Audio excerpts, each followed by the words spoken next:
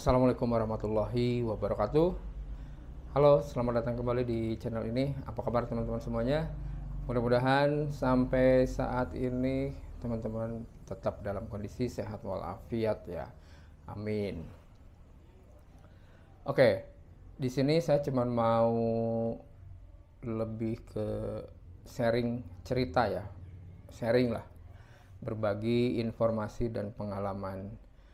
Kali ini mengenai masih banyaknya yang bingung bagaimana untuk memulai menjadi seorang YouTuber itu. Terus langkah-langkahnya seperti apa? Terus harus gimana, awalnya gimana dan nantinya gimana.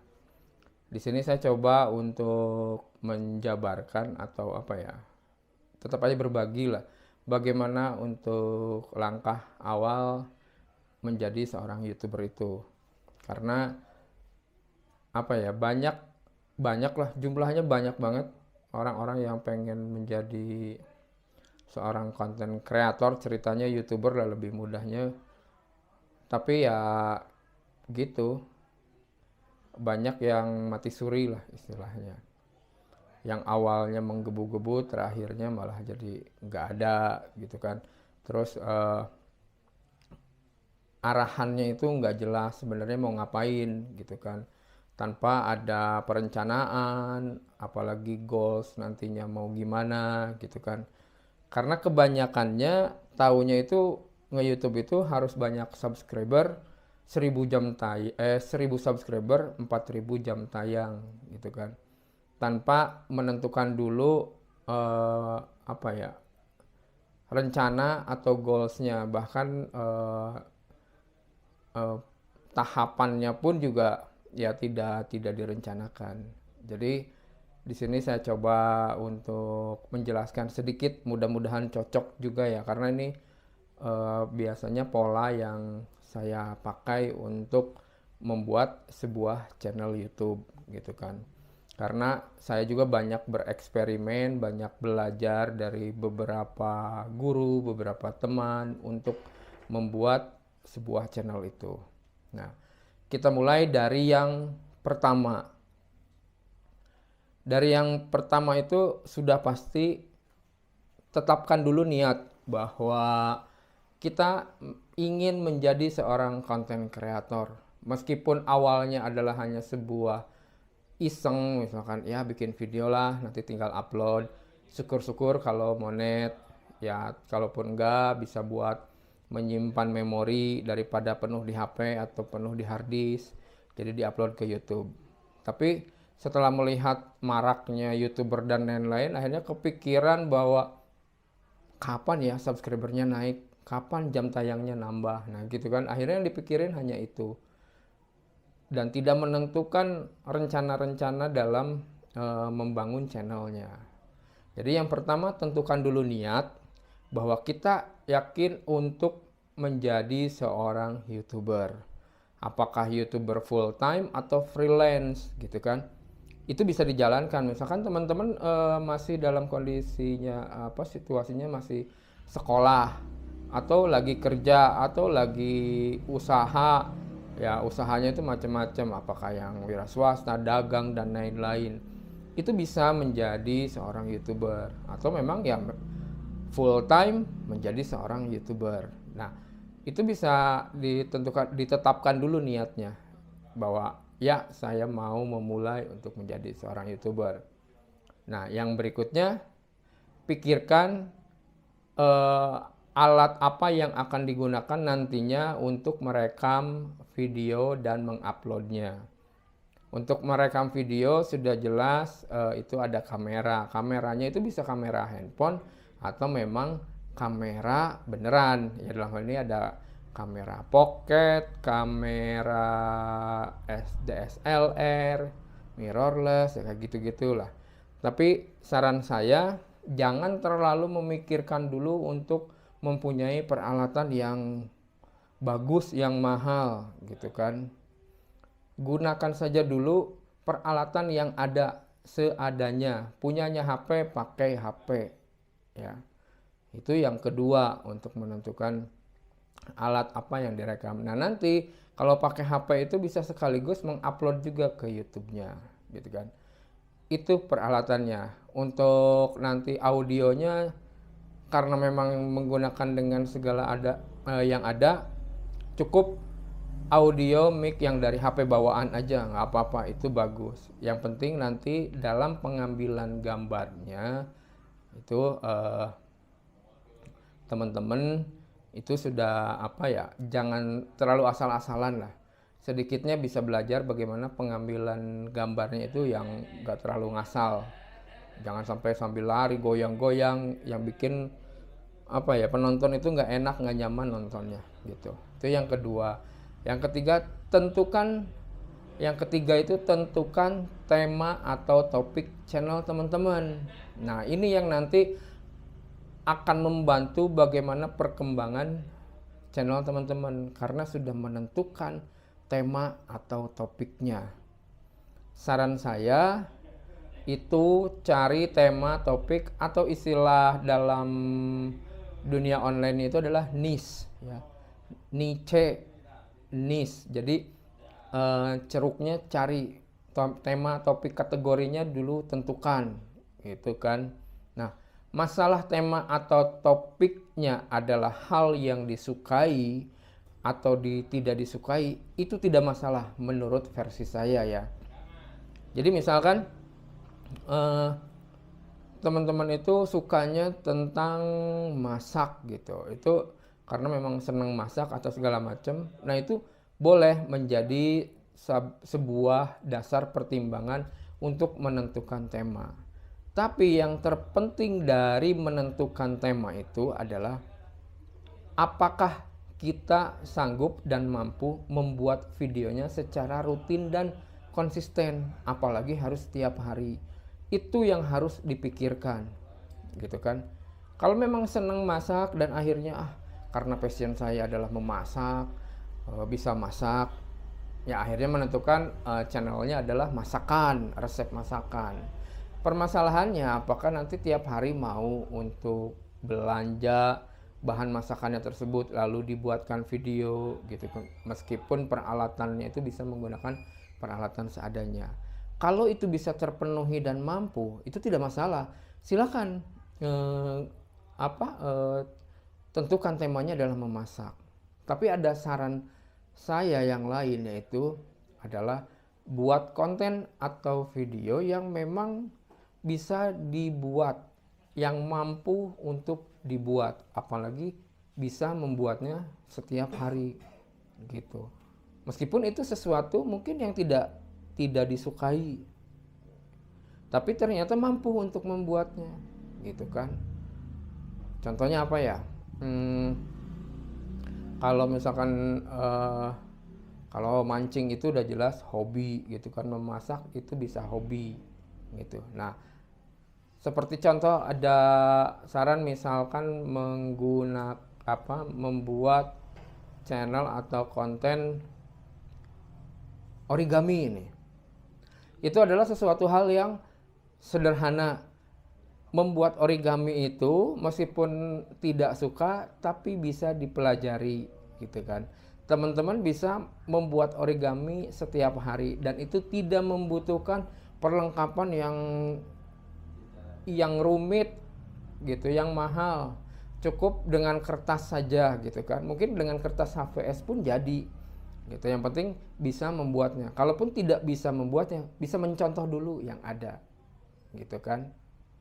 Itu yang berikutnya tentang bagaimana menentukan topik atau tema.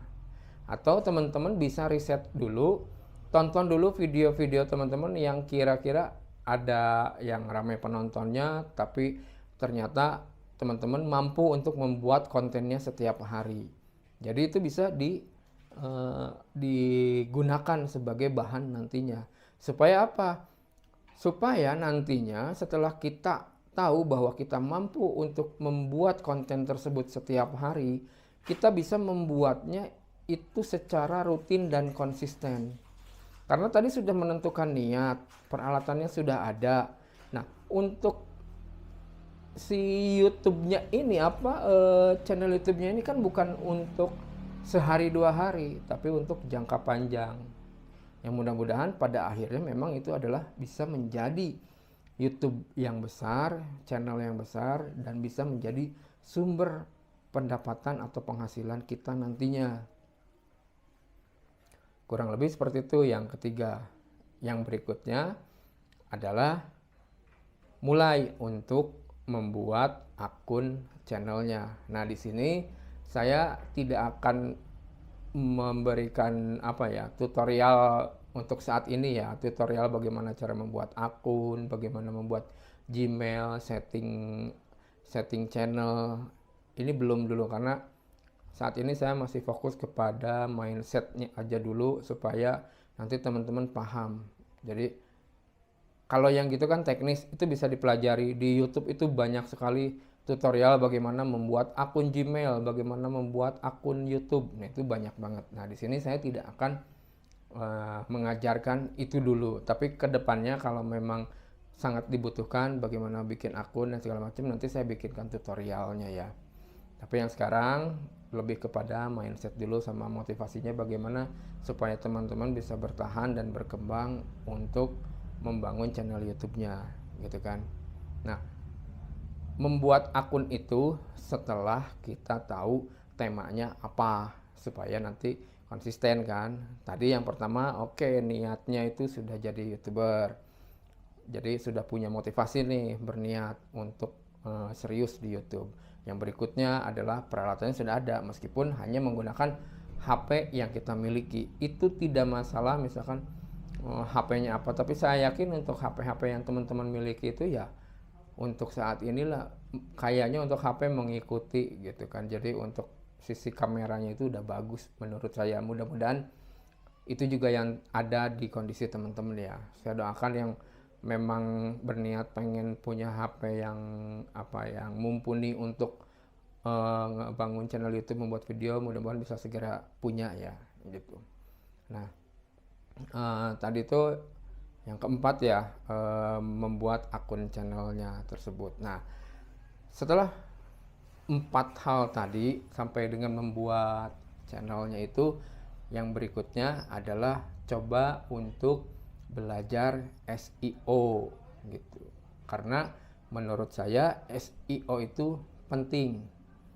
SEO itu, Search Engine Optimization itu menurut saya penting. Itu di awal itu sangat dibutuhkan karena kita akan memperkenalkan channel kita, memperkenalkan video-video kita itu kepada dua sisi sisi penonton dan sisi YouTube-nya. Dalam hal ini kita berhadapan dengan algoritma YouTube, sedangkan algoritma YouTube itu gaib. Tidak ada yang tahu pasti bagaimana cara kerjanya algoritma YouTube itu. Hanya mendapatkan asumsi, perkiraan sesuai berdasarkan pola-pola yang ada di YouTube setelah melakukan percobaan dan riset. Jadi dalam hal ini teman-teman usahakan paham. Meskipun tidak keseluruhan karena SEO itu sebenarnya ya sesuatu ilmu yang cukup menjelimet tapi sangat berguna gitu kan. Pelajari dulu SEO karena kita akan memperkenalkan ya bahwa channel kita apa, judul video kita apa. Jadi kayak logikanya gini bahwa kita berjualan misalkan mie bakso. Cara untuk memperkenalkannya mie bakso kita kepada calon pelanggan itu kan sebelumnya kan nggak ada yang tahu bahwa kita jualan mie bakso. Nah, caranya seperti apa? Mungkin ya promosi katanya. Nah, untuk promosinya ini kan untuk di YouTube itu memang bisa menggunakan YouTube Ads gitu kan atau Google Ads. Tapi apakah masalahnya teman-teman di sini semuanya mau menggunakan ads yang berbayar seperti itu? Kan tidak. Gitu kan seperti halnya tadi di jualan bakso itu kita memperkenalkannya adalah misalkan pasang iklan di TV, pasang iklan di radio, pasang iklan di koran dan lain-lain, menyebar brosur, pamflet dan lain-lain. Gitu kan.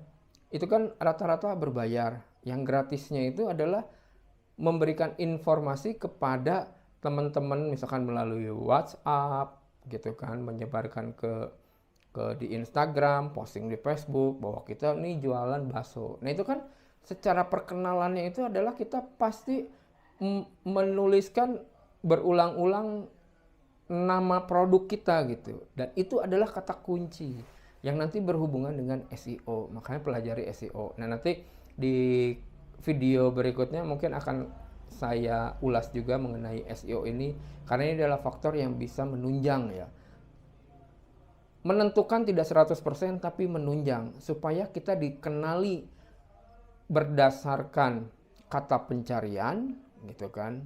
Misalkan kita tadi apa ya, temanya adalah videonya wisata misalkan ya.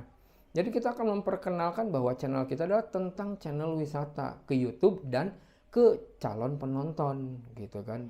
Supaya orang tahu. Nah, kita kan otomatis harus konsisten tadi kan.